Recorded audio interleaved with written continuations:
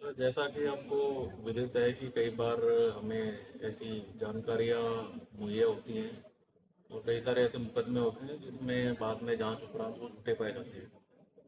इसकी गंभीरता समझते हुए हमने कई सारे ऐसी ऐसी चीज़ों में कार्रवाई करी है, जिसमें 217 भारतीय न्याय संहिता के अंतर्गत, जो कि पहले 182 आईपीसी होती थी, उसमें हमने कंप्लेंट केसेस बना के कोर्ट में दायर किए हैं।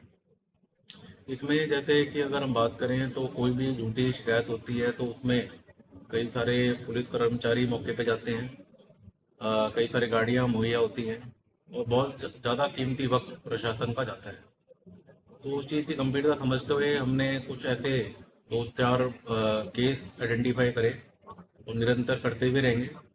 जिसमें एक ऐसा केस है पहला नंबर पे कि जिसमें शेखपुरा रोड है कोठी, उसके बाहर एक व्यक्ति ने वीटी करी कि 2 लाख रुपए की उसके साथ में लूट हुई है।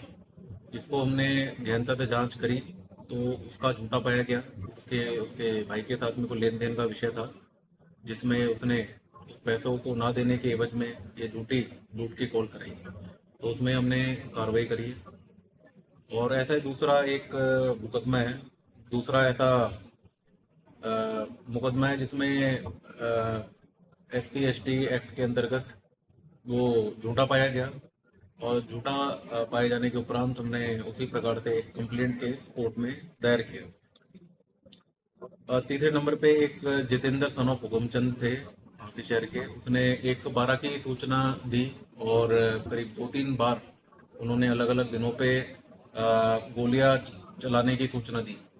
तो उस चीज़ में जब हमने जांच करी तो ये झूठा पाया गया और उसके तहत हमने उनके खिलाफ भी 217 BNS के अंतर्गत कार्रवाई करी। तो ये कुछ ऐसे केसेस हैं जिसको ध्यान रखते हुए हम भविष्य में भी एक हमारी लीगल जो सिस्टम है उसका मिसयूज ना हो, उसको कंट्रोल करने के लिए हम निरंतर इस टाइप के कंप्लेंट केसेस कोर्ट में डालते रहेंगे, ताकि लोग सिस्टम का मिसयूज ना करें और जेन्युइन लोग ही हमारे एडमिनिस्ट्रेशन को आए उनके सामने।